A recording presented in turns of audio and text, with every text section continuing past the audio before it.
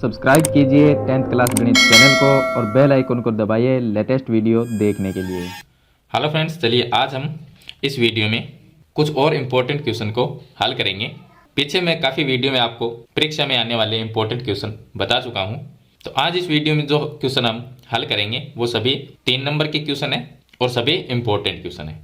तो question number 1 देखिए, इसमें लिखा है कि किसी एपी के चौथे और 8वें पदों का जो योग है वो 24 है। यानी कि किसी एपी का समांतर श्रेणी का चौथा पद है तो उसको हम A4 से लिखते हैं और 8वां पद है उसको A8 से लिखते हैं और दोनों का योग कितना है 24 है। मतलब चौथे पद का और 8वें पद का जो योग है वो हमें दिया गया है 24। और आगे लिखा है तथा छठे और 10वें पदों का योग 44 है। तो इसका छठा पद का मतलब हो गया A6 और प्लस में इसका 10वां पद हो गया A10। तो दोनों का जो योग है वो दिया गया है 44। तो इस तरह से हम लिख लेंगे। इस एपी के प्रथम 3 पद हमें ज्ञात करने हैं, मतलब A1, A2, A3 ये 3 पद ज्ञात करने हैं। तो यहां पर देखिए A4 है, A4 को हम लिख सकते हैं A प्लस में 3D और प्लस A8 को लिख सकते हैं A प्लस में 7D और बराबर में लिख देंगे 24। इसको हल करेंगे तो A प्लस A ये आ जाएगा 2A और प्लस में 7D प्लस 3D ये हो जाएगा 10D बराबर में 24। अब इस समीकरण में 2 का भाग दे सकते हैं तो A प्लस में 5D बराबर में 12 ये आ जाएगा समीकरण नंबर 1। इसी तरह से इसको हल करेंगे।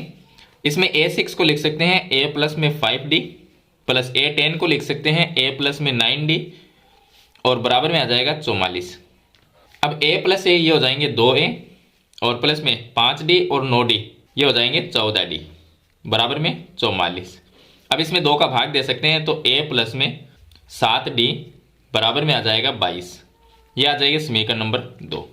दोनों समीकरण को विलोपन विधि से हल कर लेंगे। विलोपन विधि तो आप जानते ही होंगे।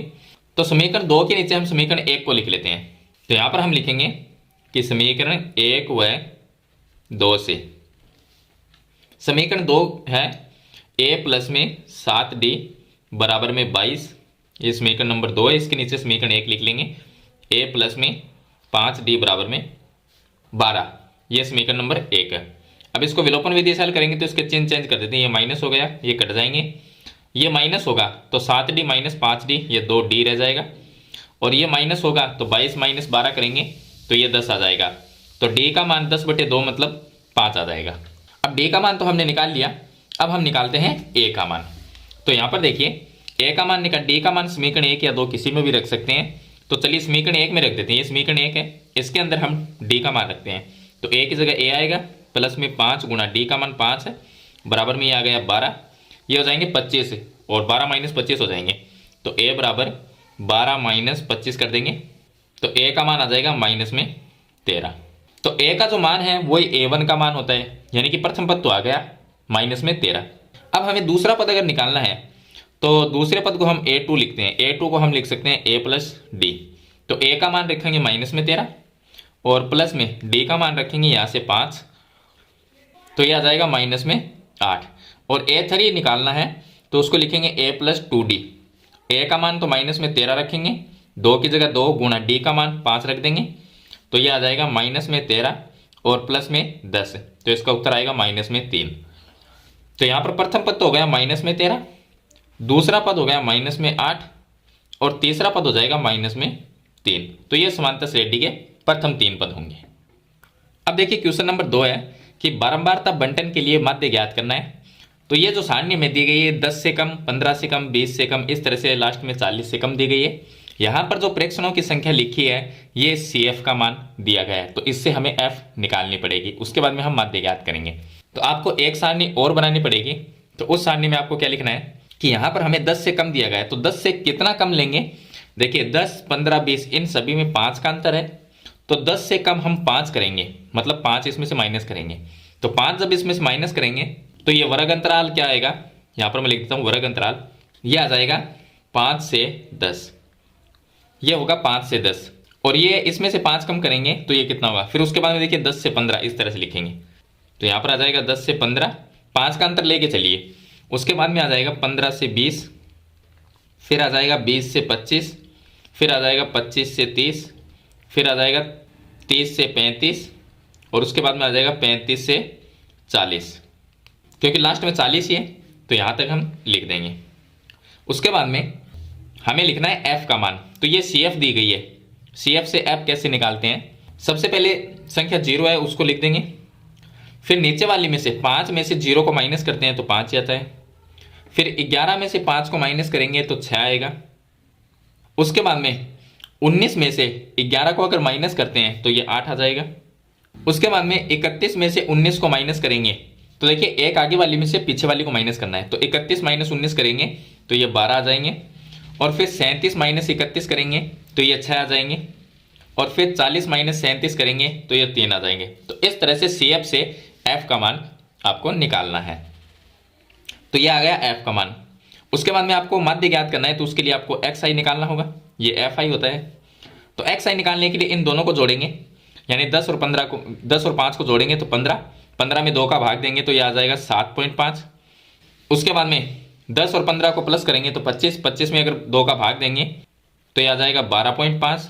तो यहाँ पर इन दोनों में अंतर देखिए 5 का अंतर है, 7.5 प्लस में 5 इसमें प्लस करेंगे तो 12.5, फिर इसमें 5 प्लस करेंगे तो 17.5, फिर आ जाएगा 22.5, फिर आ जाएगा 27.5, फिर आ जाएगा 32.5, और फिर आ जाएगा इसमें 5 प्लस करेंगे तो ये आ जाएगा 37.5। इस तरह से 5 का अंतर है, तो इस तरह से आप लिख सकते हैं। ये आप दोनों को जोड़ के 2 का भाग भी देते रहिए, वैसे भी आ जाएगा। अब आपको निकालना है FX का मान, यानी FI और XI निकालना है। तो F और X की जो संख्याएं हैं उनको गुणा करना है। इसको 0 से गुणा करेंगे ये 0 आएगा, 12.5 को 5 से गुणा करेंगे तो ये आ जाएगा 62.5 आ जाएगा। उसके बाद में इन दोनों को गुणा करेंगे तो ये आ जाएगा 105.5 आ जाएगा। फिर इन दोनों को गुणा करेंगे तो ये आ जाएगा 180। उसके बाद में इन दोनों को गुणा करेंगे तो ये आ जाएगा 330। फिर 32.5 को 6 से गुणा करेंगे तो ये आ जाएगा 195। फिर 37.5 को 3 से गुणा करेंगे तो ये आ जाएगा 112.5। इस तरह से आ जाएगा। अब इनका FI XI का योग करना है और F का योग करना है। तो F का योग तो देखिए इसकी जो लास्ट संख्या है 40, यानी CF की जो लास्ट संख्या वही F का योग होता है।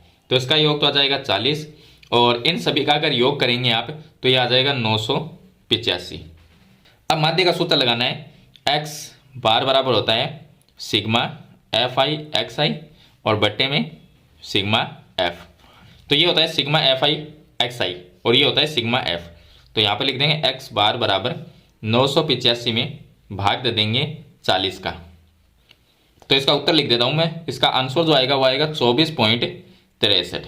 तो इस तरह से आपको माध्य है वो ज्ञात करना है। अब देखिए प्रश्न नंबर 3 है कि 3 अंकों वाली कितनी संख्या 7 से विभाज्य है। मतलब 3 अंकों की ऐसी कितनी संख्याएं जिनमें 7 का भाग जाता है। तो 3 अंकों की संख्या है वो शुरू कहाँ से होती है? 3 अंकों की संख्या 99 के बाद में 100 आता है, तो 100 में आते हैं 3 अंक, यहाँ से तो शुरू होती है और लास्ट आता है 999। उसके बाद में 1000 आ जाएगा, 1000 में तो 4 अंक होते हैं, तो 999 में 3 अंक होते हैं। तो 100 से लेकर 999 तक 3 अंकों की संख्याएं हैं। अब इनके बीच में ऐसी कितनी संख्याएं जिनमें 7 का भाग जाता है? तो हम ये पता करेंगे कि वो पहली संख्या कौन सी है जिसमें 7 का भाग जाएगा।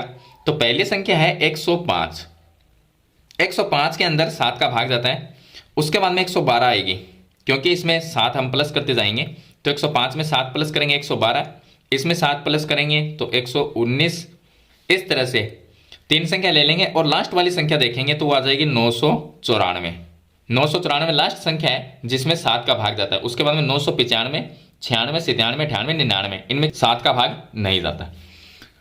तो ये जो संख्या है शुरू की संख्या 105 है, उसके बाद में 112, 119 है, इनके बीच में भी और काफ़ी संख्याएं हैं। और लास्ट संख्या है 999 से पहले है 994 जिसमें 7 का भाग जाता है। तो हमने एक समांतर श्रेणी बना ली।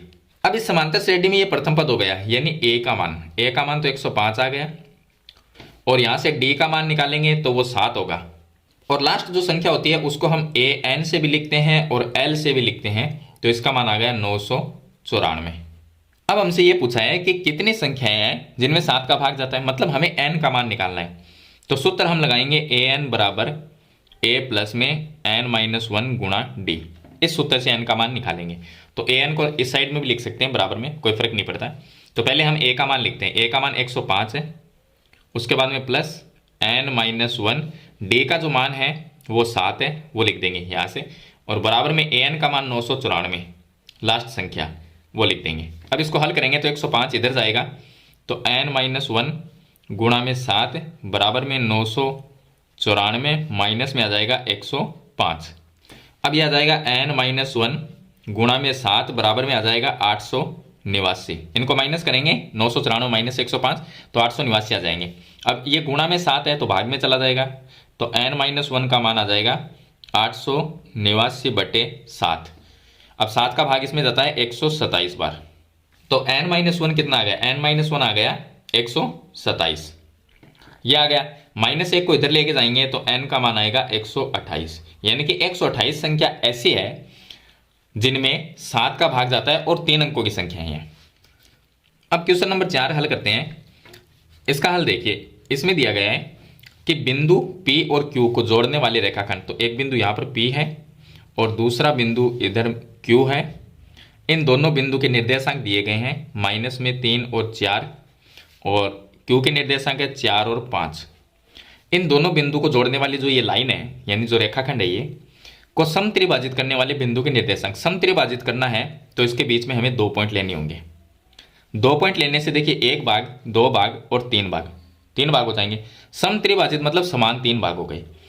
अब ये जो बिंदु है इसको हम लिख देते हैं A से और इसको हम लिख देते हैं B से, तो इनके निर्देशांक हमें ज्ञात करने हैं। तो इसको हम मान लेते हैं x और y, और इसके निर्देशांक भी x और y मान लेते हैं।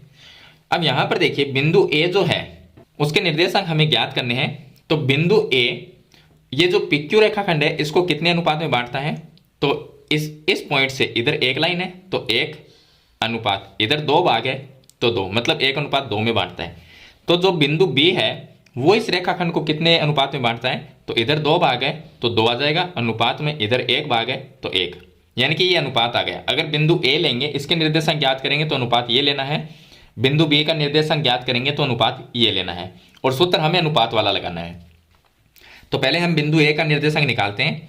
तो यहां पर लिखना है कि बिंदु A के लिए, बिंदु A के लिए, तो बिंदु A के निर्देशांक ज्ञात करेंगे।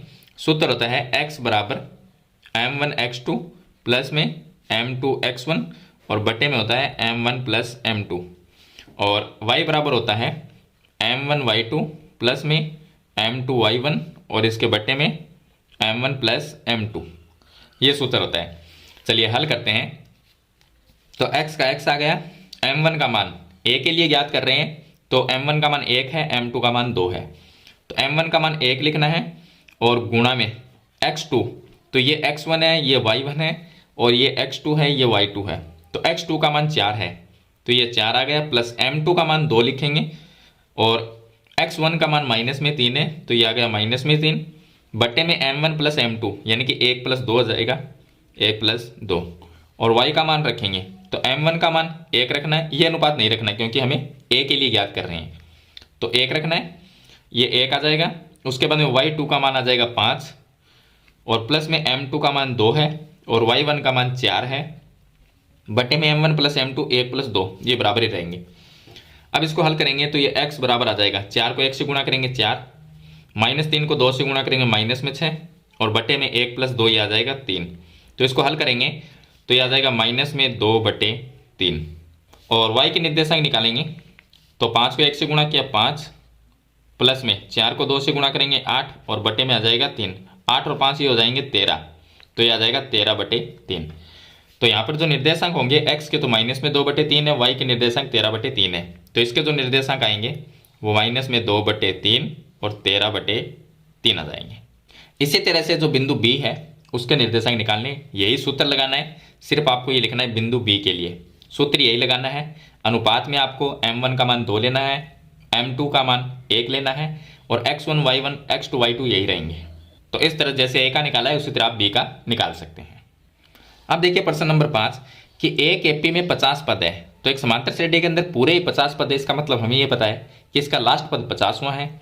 तो लास्ट पद होता है उसको हम AN से और L से लिखते हैं, और आगे लिखा है कि जिसका तीसरा पद 12 है, यानी कि A3 का मान 12 हमें दिया गया है, और अंतिम पद 106, अंतिम पद को हम क्या लिखते हैं, an से और l से लिखते हैं, क्योंकि अंतिम पद इसका 50वां पद है। तो अंतिम पद 106 है, ये आ गया 106। इसका 29वां पद हमें ज्ञात करना है। तो हमें क्या दिया गया है कि a3 का मान कितना है, 12 है। चलिए मैं यहां पर लिख देता हूं, a3 का मान हमें दिया गया है 12। a3 को हम लिख सकते हैं a प्लस में 2d बराबर में आ जाएगा 12। इसको हम नाम देंगे समीकरण नंबर 1। अब यहां पर दिया गया है कि इसका अंतिम पद 106, अंतिम पद कौन सा है, इसका 50वां, यानी कि a50 जो है वो हमें दिया गया है 106। a50 को हम लिख सकते हैं a प्लस में 49 d बराबर 106। ये आ जाएगी समीकरण नंबर 2। समीकरण 1 और 2 को हल कर लेंगे और यहां से a और d का मान निकालेंगे। तो समीकरण 2 के नीचे मैं समीकरण 1 लिख देता हूं, तो a प्लस में 2d बराबर में आ जाएगा 12। ये समीकरण नंबर 1 है। हल करेंगे तो ये माइनस कर देंगे, ये कट जाएगा, ये माइनस होगा तो ये आ जाएगा 47d बराबर में, ये माइनस होगा तो ये रह जाएंगे 94। अब d का जो मान है d बराबर 94/47 आ जाएगा। तो d का मान आ जाएगा 2। 94 में 47 का भाग 2 बार जाता है। अब जो 2 है उसको हम समीकरण 1 में रख देते हैं।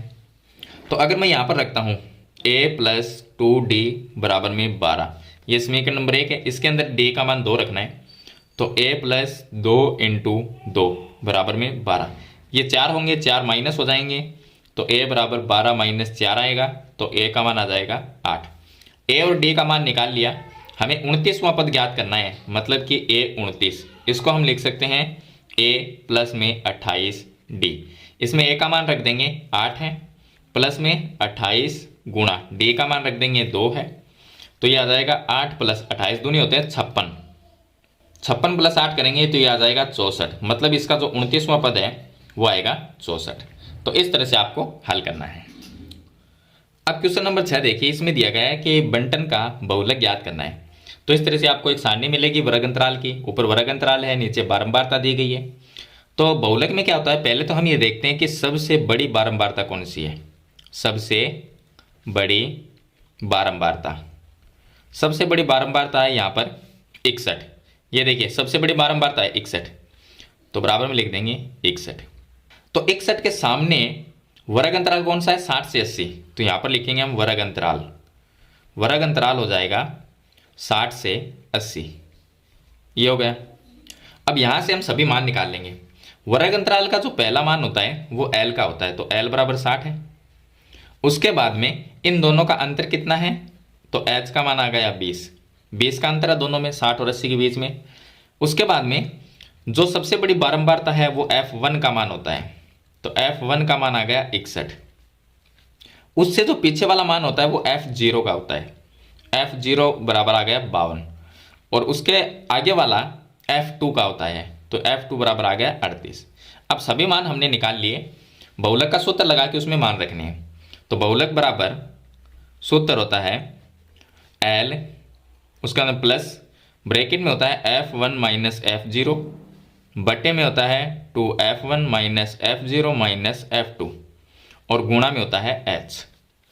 अब इसमें मान रख देंगे, तो l का मान कितना है, 60 है, ये आ जाएगा 60 प्लस में उसके बाद में f1 का मान 61 है, माइनस में f0 का मान 52 है और बटे में 2f1, तो 2 गुणा f1 का मान कितना है 61, वो लिख देंगे, माइनस में f0 का मान है 52, वो लिख देंगे, और माइनस में f2 का मान 38 है, वो लिखेंगे, और गुणा में h का मान यहाँ से 20 लिख देंगे। 60 को लास्ट में प्लस करना है, तो 60 की जगह 60 रहेगा और प्लस में 61 माइनस 52, तो ये आ जाएगा 9, गुणा में आ जाएगा ये 20 और बटे में 61 को 2 से गुणा करेंगे तो 2 एकम 2 और 6 दूनी 12, मतलब 122 आ जाएंगे। 122 माइनस 52 माइनस में 38 और ये आ जाएगा। आगे हल करेंगे तो 60 का 60 रहेगा और प्लस में ऊपर आ गया 9 गुणा 20, ये आ जाएगा, और इसके बट्टे में 122 माइनस 52 करेंगे, फिर माइनस 38 करेंगे, तो ये आ जाएगा 32। अब 20 में इसमें 4 का भाग जाता है 5 बार, इसमें 4 का भाग जाता है 8 बार। अब ये आ गया 60 और प्लस में 9 को 5 से गुणा करेंगे, 9 पंजे 45 बट्टे में ये आ गया 8, तो ये आ गया 60 प्लस में 45 में 8 का हम भाग देंगे तो ये आ जाएगा 5.62 और दोनों को प्लस कर देंगे तो ये आ जाएगा 65.62। ये आ जाएगा बहुलक। तो इस तरह से बहुलक है वो ज्ञात किया जाता है। देखिए माध्य और बहुलक तीनों में सबसे जो आसान क्वेश्चन है वो बहुलक का ही क्वेश्चन है।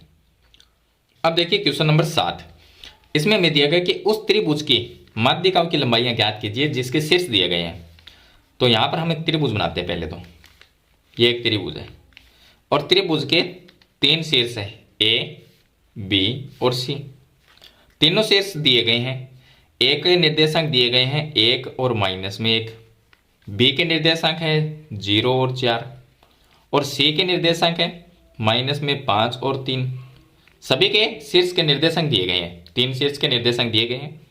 हमें ज्ञात करनी है इसकी जो माध्यिका होती है इसमें उसकी लंबाई। तो देखिए ये है इसकी माध्यिका, इस तरह से डाल लेंगे। ये माध्यिका है तो ये माध्यिका का बिंदु हो गया, मतलब कि मध्य बिंदु। BC का मध्य बिंदु होगा ये। इसी तरह से यहां से हम माध्यिका खींचेंगे तो वो ऐसे जाएगी। तो ये मध्य बिंदु हो गया किसका? AC लाइन का। इसी तरह से यहां से एक माध्यिका खींचेंगे ऐसे तो ये मध्य बिंदु हो गया AB लाइन का।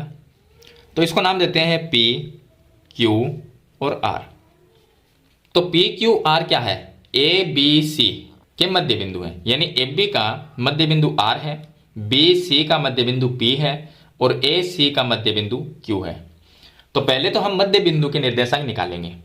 पहले जो AB है, AB का मध्य बिंदु कौन है? R। तो मध्य बिंदु के सूत्र से R का मान निकालेंगे, इसके निर्देशांक निकालेंगे। माध्यिका की लंबाई तो बाद में ज्ञात होगी, क्योंकि अगर हमें ये मान लीजिए ये माध्यिका है AP है माध्यिका, इसकी लंबाई निकालनी है तो A के निर्देशांक तो है लेकिन इसके भी होने चाहिए, तभी तो हम दूरी के सूत्र से ये दूरी निकाल सकते हैं। तो इसके निर्देशांक ही नहीं है तो पहले हम ये निर्देशांक ज्ञात करेंगे। और ये क्या है? मध्य बिंदु है, तो मध्य बिंदु से करेंगे। तो पहले हम लिखेंगे कि R है वो AB का मध्य बिंदु है।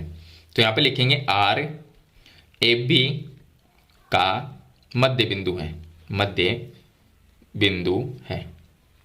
अब ये मध्य बिंदु है तो इसमें मध्य बिंदु वाला सूत्र लगाएंगे। एक होता है x बराबर x1 प्लस में x2 बट्टा 2, y बराबर होता है y1 प्लस y2 बट्टे 2।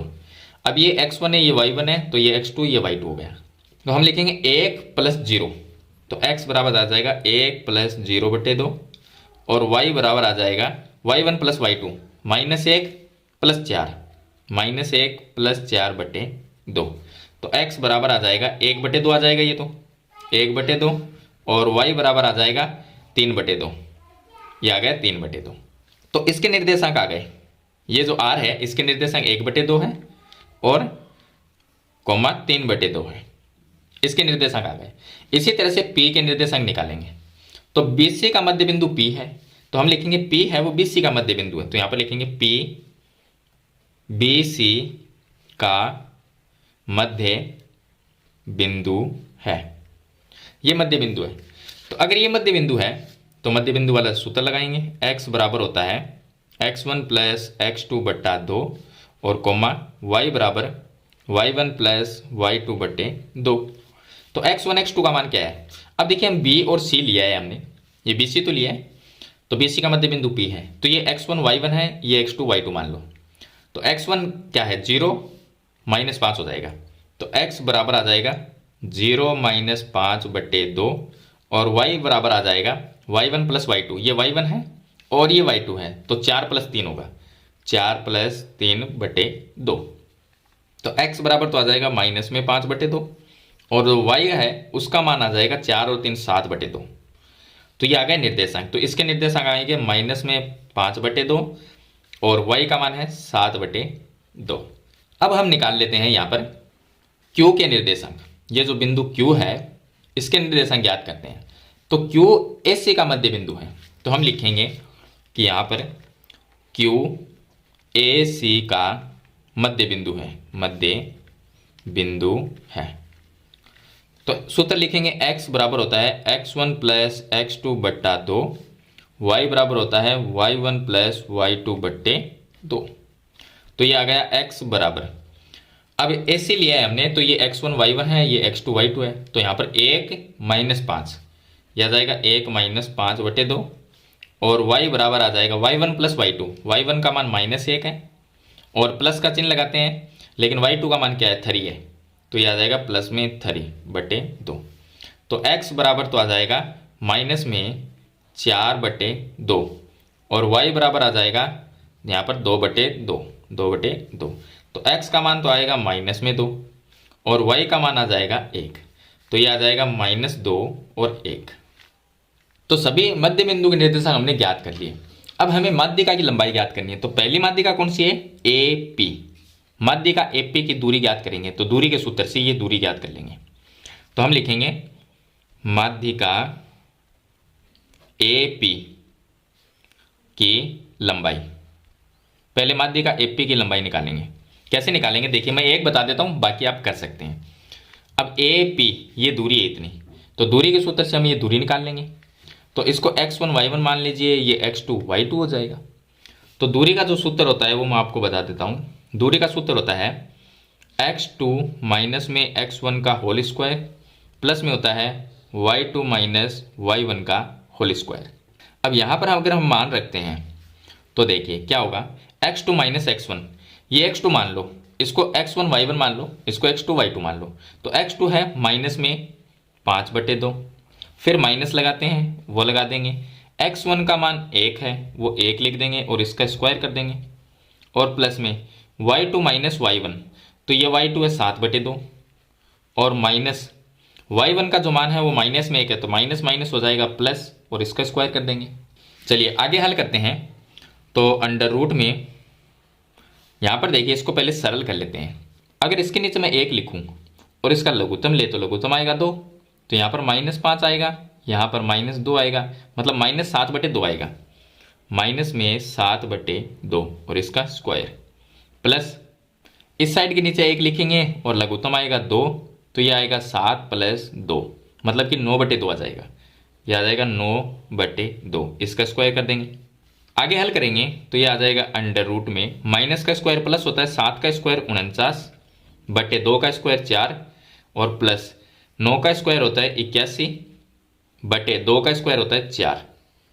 अब नीचे बट्टे में सेम संख्या है, सेम संख्या हो तो हम क्या है लघुत्तम में 4 आ जाएगा और 49 + 81 कर देंगे, तो 9 और 1 ये होगा 10 और 8 4 12 और 1 13, मतलब कि 130/4 ये आ जाएगी AP जो माध्यिका है उसकी लंबाई आ जाएगी।